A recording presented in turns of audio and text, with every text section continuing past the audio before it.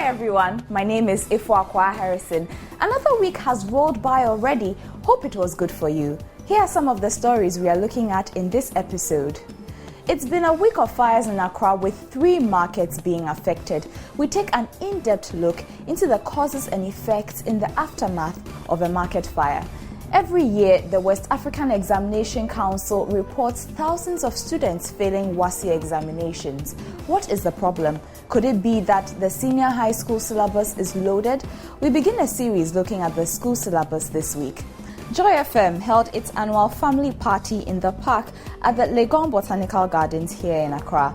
News Generation went to join them and we had a great time. News Generation, supported by Cowbell Milk. Indomie instant noodles, tasty nutrition, good for you. Exactly a week ago, fire gutted the hub of second-hand clothing in Accra, the Kantamanto market. For affected traders, the effect has been devastating. Most lost all their life savings to the fire. We caught up with one of the traders in Labadi who says she has lost hope and is unsure of how to make a living now. Here's her story. For 11-year-old Mary Odoi, the Kantamanto market fire will always leave a mark. She started crying. When she started crying, then she shouted. So, back of our house, then some lady come to our room. Then he said that we should stop crying. Then me and my sister, then all the 2 of us, we started crying. So we told her that she should stop crying, but God will help her. Then the ladies too started crying. So all of us, we are sad. Her auntie Regina, whose income is the only source of support for her family, lost her shop in the Kantamanto market fire. Mary believes it will bring much suffering for her family. We will not eat. We will not get some money to buy food and eat. So we will stay in the house. They cannot pay my school fees for me. They cannot give me money to go to school. So I will stay home. If she gets some money, then she will look at me to go to school. But you've done what you've spoken about. Regina Odoi received the sad news from a phone call. Her shop had been reduced to ashes. All her life savings gone. She has been trading for 17 years at the Kantamanto market in Accra. Regina sees difficult times ahead for her family. We are begging our president. He's our father. Some people may err him. He will hear it. But we are asking him to forgive us. As Jesus Christ said, God forgive them because they don't know what they are doing. He should forgive us. We are human beings. We can err. But he should forgive us and give us a shelter. We are begging him. He should give us a shelter first. Even if the AMA want to help us in building that place, they should give us a shelter first and water, because we are thirsty. Our throat is very thirsty. It's dry. We don't have anything. Everything is lost. Many victims of the Kantamanto fire are still home, just like the Odoi family. And for most of them, where the next meal on the table will come for the family is still unknown. Like other victims of the fire disaster, Regina Odoi took a loan from a bank. How to pay back this loan is now her headache. She's only counting on government support.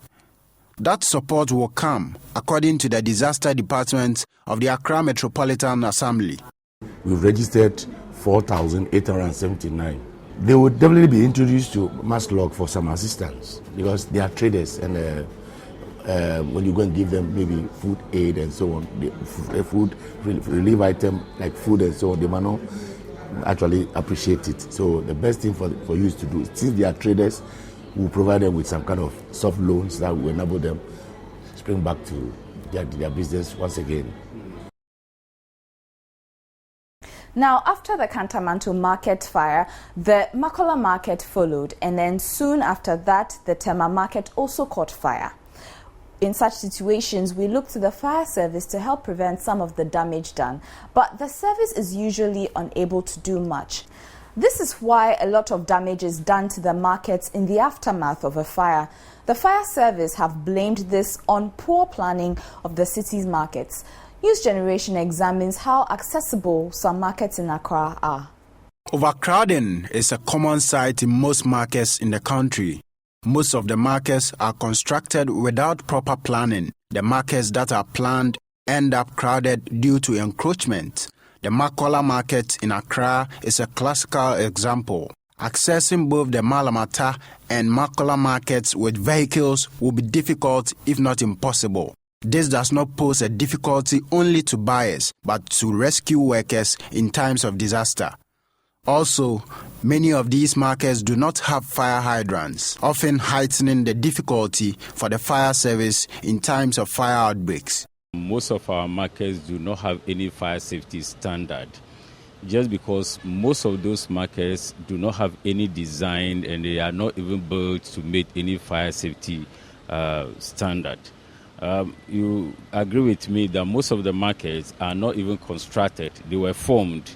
That today you see somebody selling here, tomorrow somebody join, before you realize a market is created. So it behoves on each and every individual and collectively, if we want to ensure that these fires are prevented and also to protect and to save life in some of these markets, then we need to develop our designing of the market to ensure that certain safety measures are inculcated in the design and the construction of this market. Traders at some of these markets are worried about the lack of access routes in these markets. Old markets on we see and acquiring them. It's a banning says, and you see, and say, be too high, and you better say problem. It's a quantity that market fire service cars and bits in the Muna. The Ghana National Fire Service wants more to be done towards planning of markets. We are also looking at other early detection and warning system, like smoke detectors, to ensure that in case there is any fire outbreak, it could be in the night, it could be in the daytime, it will be able to warn people to know that there is fire in the market, so that people will be able to ensure that they evacuate themselves without any external assistance. We're also looking at for firefighting facilities like extinguishers and hose release, so that people in the market, the security men in the market, will be trained into fire wardens to have the basic knowledge in using these facilities to fight fire.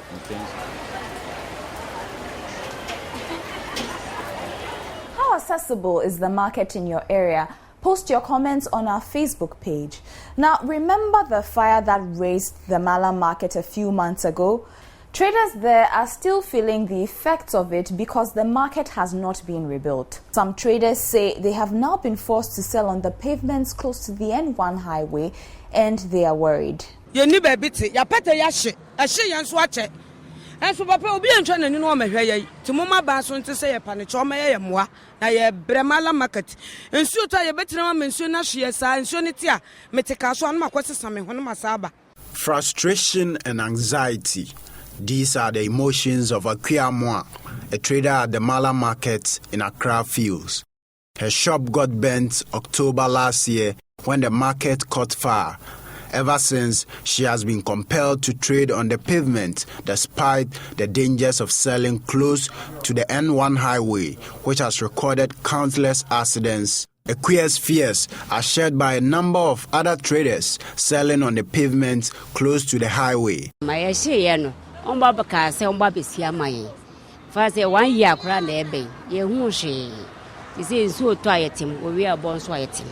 These traders are not ignorant about the risk involved in selling on the pavement, but the options open to them are limited. Part of the Mala market here in Accra have moved onto the streets, and traders here are doing business on the pavement because the Accra Metropolitan Assembly is yet to honor its promise of reconstructing the market for the traders after it caught fire some 6 months ago. The portion of the market that caught fire has been cleared, but work on rebuilding the market has stalled. We spoke to the disaster department of the Accra Metropolitan Assembly for answers. After the fire outbreak, various clans came to claim the land, that they are the owners and so on. That actually has prevented the AMA from maybe doing something fast for the women. But as of now, they have been able to rectify that anomaly, and they will soon be doing something there. You could see that they've actually leveled the place for the engineer to do the pegging. The drawings and everything has been completed. We are waiting for the go-ahead to be given by the various clans that have agreed. For now, these traders can only hope and pray no disaster strikes until the Accra Metropolitan Assembly reconstructs the market. So what's up? Every year, the Ghana National Fire Service loses millions of cedis to fighting fire outbreaks.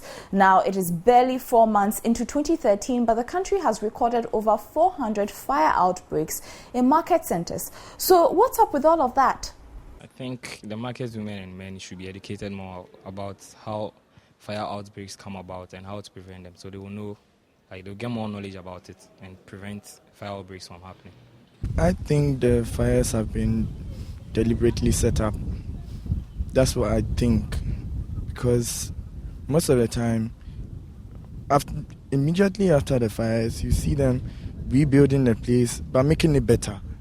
I think, to me, it's how the people manage the place and how the wires were being fixed over there. All of the traders are not really educated about fires, how causes, how it comes about, and how to during fires, how to go about to put it off or something. I think it's negligence. Yeah, the people that they do not care of whatever they do. Your views on WhatsApp. It's now time for a quick break. We'll be right back.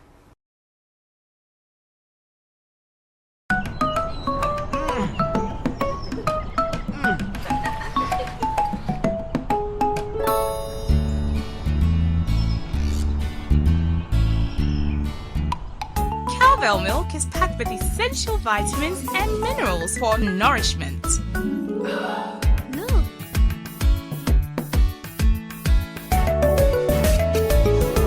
Build your body and brains.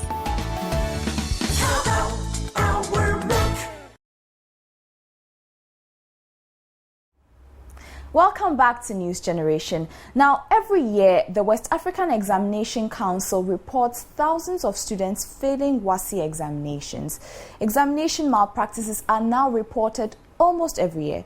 But what really is the problem? Is the school syllabus too loaded? Does the Ghanaian educational system need a review? Is it possible for the Ghanaian school system to cater for every individual who needs education? These are some of the questions that we'll be asking in a new series that we are starting, looking into the high school syllabus in our background report. The average senior high school student studies and needs an average of 7 subjects to write and pass the WASSCE. Piece of cake, right? Maybe, maybe not. According to a syllabus we found on the internet dating back to 2007, a subject like maths for the senior high school level has 32 different topics within the 4-year syllabus. It is no different for the 3-year program. Let's say that figure is the average number of topics per subject. That times 7 means the average senior school student studying 7 subjects has over 200 topics to learn within the time frame given to them. And they are expected to write a general examination from subjects contained in the allocated time. It is now 3 years. Is this too much? Here are some views from students of Laboni Senior High School. I'm a 4-year student, and I think it's okay with a 4-year student. But with a 3-year student, that is where the problem lies, because they don't really have enough time to study everything in the syllabus. So I think with a 4-year, it's okay, and then with a 3-year, not really encouraging. We find it difficult in learning. It's full of, they don't add the practical aspect. It's full of the theory. Just read, and read. So we find it so boring. Sometimes I feel it difficult to sit in class, me personally. They should try and reduce the syllabus, because it's not everything that will be, you learn, and it's just a little portion that is coming. It's kind of hectic. we are not even able to occupy all the syllabus. And the examination, they pick some parts that you don't even think it will come. So I don't think we should treat all. Even when we come to school, they teach us, those who have become professors, I don't think they use that to even help the nation, because it's like we just learn and forget. When you get to university, we just learn different things. Studying is not fun at all. It's a hectic something. Yeah, it's not fun at all. I like practical things. We do theory, and it's not fun. The president of Dominion University and former education minister, Dr. Eccles Piogabra, has been advocating a change in the Ghanaian educational system for years now.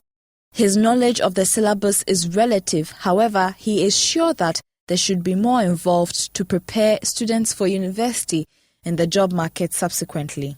Yeah, I think for a number of years, most governments have concentrated on trying to provide adequate educational infrastructure by way of school buildings and then supplying teachers to schools, textbooks, and other teaching and learning materials.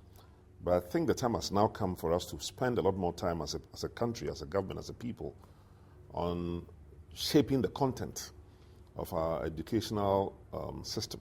What is it that we are teaching our students at the junior secondary schools and senior secondary schools in particular? But of course, that will also affect teaching at the university level. For Dr. Spiogabra, the scope of the syllabus cannot be used as an excuse by students to engage in examination malpractice. But with regards to examination malpractices, the students alone cannot be held responsible. But before the student gets a leaked paper, somebody has supplied it to them. And so the whole cycle must begin at the Examinations Council itself and all the officials in the pipeline before the paper gets to the student have to be investigated. Join us next week as we continue this report assessing the senior high school system and syllabus. We follow up with some teachers and the Ghana Education Service. It's now time to find out what made local headlines during the week.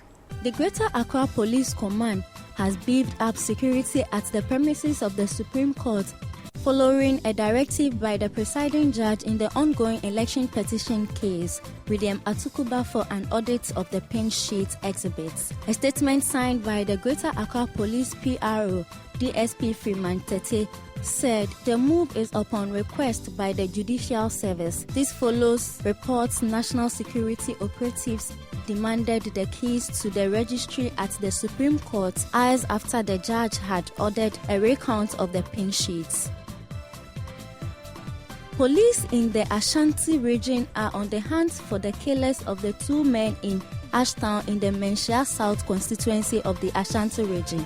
Last Wednesday, a number of unknown men shot and butchered two people in the town. The police, who suspect the killings to be in connection with some violence which occurred in the constituency during the 2012 election campaigns, have deployed security personnel there to ensure safety. Doctors across the country have gone back to work after a months-long strike over unpaid allowances and market premiums. At a news conference, the doctors said they called off the strike after meeting with the Fair Wages and Salary Commission, mediated by the National Labour Commission. President of the Ghana Medical Association, Dr. Kwabena Opoku Eduse, also cautioned the Labour Commission to respect the 1-month deadline agreed for their grievances to be resolved. The ban on drumming and noise making in the Ghana state has come into force last Monday. It will last for a month.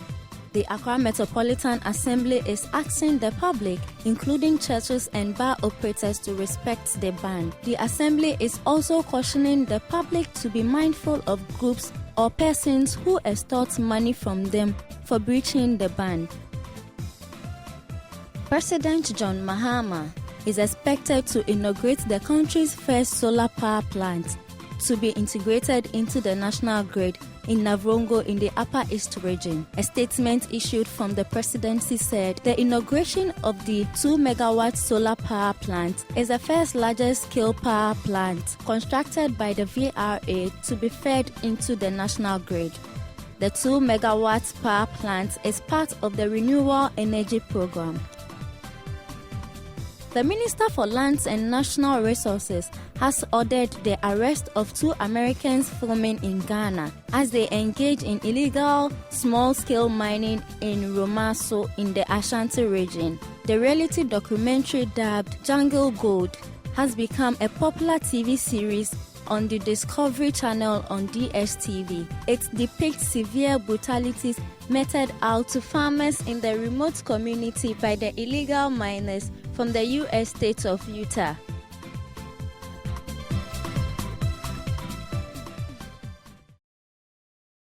Have you heard of the Boko Haram? Well, they have been in the eye of the international media lately. A number of media reports have come out of Nigeria about one attack or another. Just this past week, over 50 people are said to have died in a Boko Haram raid in the northeastern town of Bama. This week in The World is talking about, we look at the Boko Haram and a few of their recent attacks.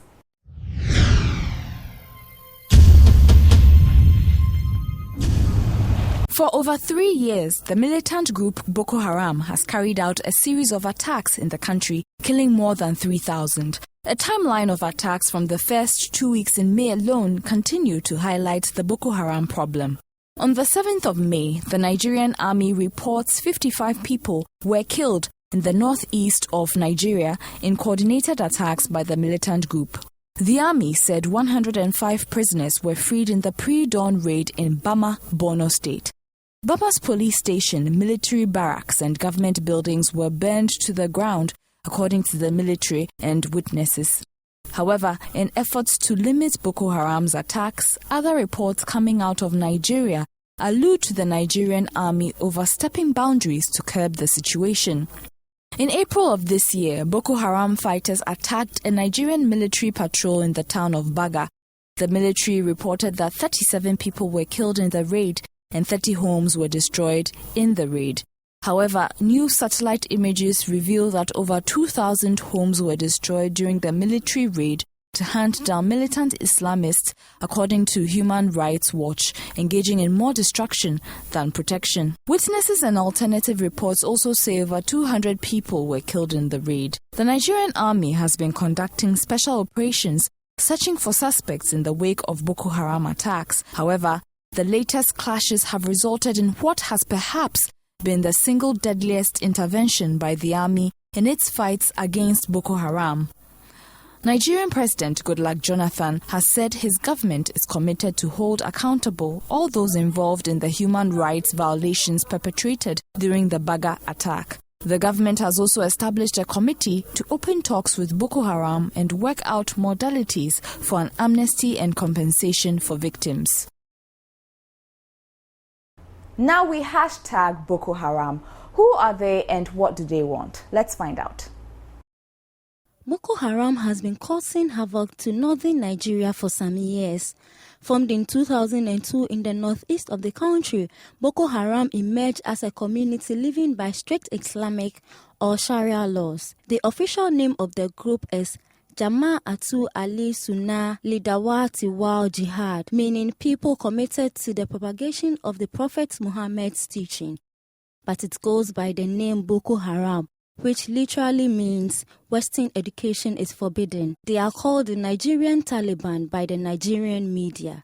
Members of the group oppose anything they perceive to be Western, such as elections, formal education, and even wearing shirts and trousers. Its aim is to enforce Islamic laws and customs all over Nigeria. Trying to impose your religion on the individual as such is very bad. And we all come from different backgrounds and have relative beliefs. So you trying to impose what you believe on human beings and the whole community as a whole is really bad. Very, very appalling. It's no good. Actually, you have the freedom to association. And then if I have the freedom to join any religious group, and then you come and then try to put some fear into me by bombing and killing others just for me to join your religion, it's not fair, because everyone has the freedom to join each religion. And then I believe in what I believe. I can decide to be a Christian, a Buddhist, or anything. So you don't force me to join your religion. It claims the current government and laws are diabolic and that it has an obligation given by Islam to convert everyone else to what it says. The group became violent when the Nigerian security forces killed their leader Muhammad Yusuf in 2009. Boko Haram's activity are mostly concentrated in the northeast, but it spread its activity to the capital Abuja when in 2011 it bombed the United Nations building. It is believed the group is now made up of several factions, with many of them turning their focus to more local issues.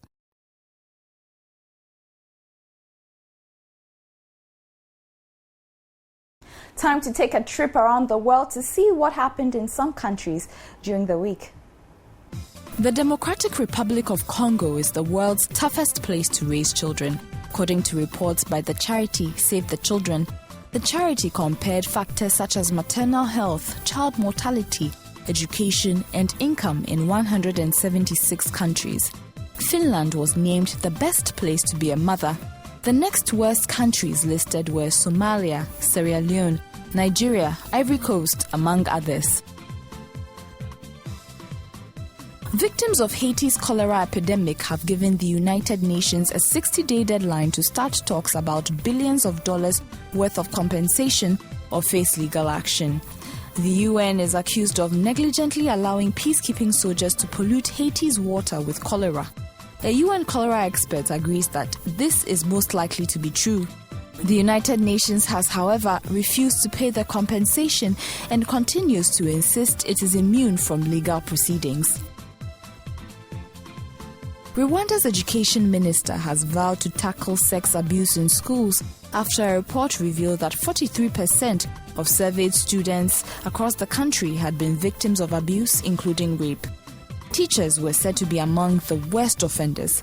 The government report surveyed 2,052 pupils across the country. It is said that 1,600 girls in Rwanda had left school because of abuse last year, 500 because they were pregnant. Kenya's Roman Catholic Church has condemned a Catholic group for a billboard and newspaper advertising campaign promoting condom use. Church leaders accuse the US-based Catholics for Choice of planting negative attitudes that could destroy the nation's moral fiber. Catholics for Choice defend it, saying it could curb the spread of HIV in Kenya. At least 912 people are now known to have died in last month's collapse of a building near the Bangladeshi capital Dhaka. Officials say the rescuers pulled 94 bodies early on Thursday from the 8-story Rana Plaza in Sabah. Most of the victims were garment factory workers. Time for another break. We'll be back. Mommy, see 5 tomatoes. Okay, if I take one, how many will be left? 1, 2, 3, 4, 4. Oh, that's my girl. Spell nutrition. N-U-T-R-I-T-I-O-N. That's my girl. Will you spell nutrition? Yeah, N-U-T-R-I-T-I-O-N.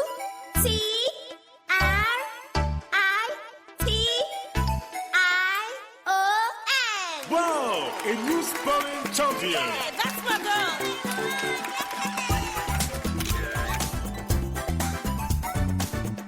There's no mom like you, no noodles like Indomie. That's why caring mothers trust Indomie to give their best to their family.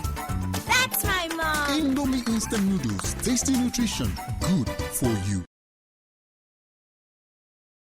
Welcome back to News Generation.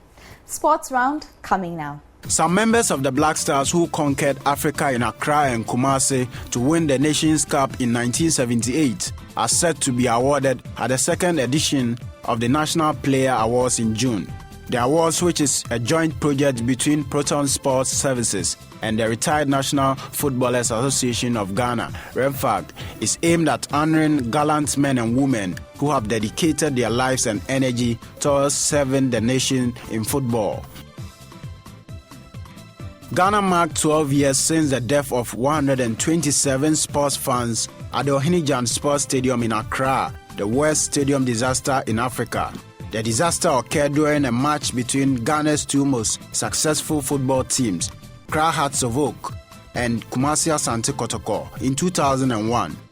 The Ghana Football Association directed that a minute's silence be observed for the 12th anniversary of the May 9th disaster during the midweek matches in the Globe Premier League. David Moyes says he was planning to stay at Everton next season but could not turn down the chance of becoming Manchester United manager. Moyes, 50, whose Everton contract expires this summer, agreed a 6-year deal to replace Sir Alex Ferguson. The Scot was set to extend his 11-year stint at Goodison Park before United made their move. Do you listen to Joy FM? Did you hear about the Joy FM family party in the park? Well, if you missed it, we were there, and here are some excerpts.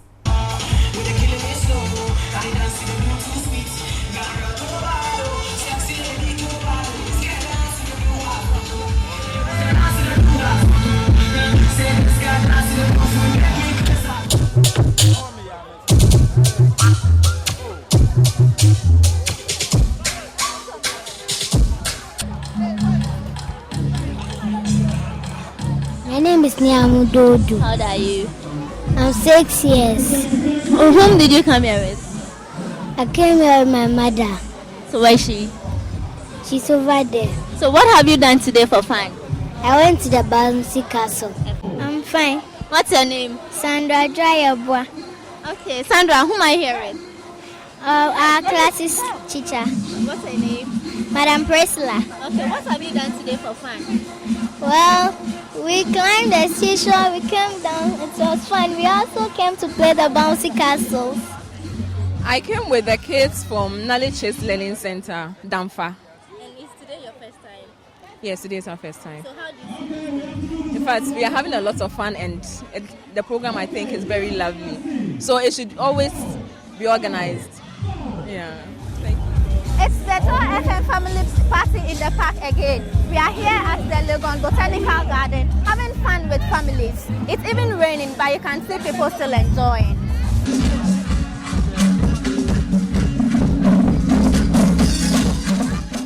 So that's it for this week. Don't forget to follow us on all our social media pages. See you next time. We leave you with this inspirational quote. News Generation, supported by Cowbell Milk. Indomie instant noodles, tasty nutrition, good for you.